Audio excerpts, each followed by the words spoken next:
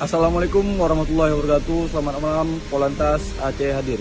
Mohon izin melaporkan telah terjadinya bencana longsor di Jalan Lintas Subuh Salam Medan, tepatnya di Desa Laikan, Kecamatan Penanggalan, Kota Subuh Salam. Pada hari ini, Minggu 13 Oktober 2024, sekira pukul 19.30 waktu Indonesia bagian Barat. Dapat kita lihat situasi arus lalu lintas terkini di titik longsor sudah bisa dilalui oleh kendaraan roda 2 maupun roda 4 dengan sistem buka tutup.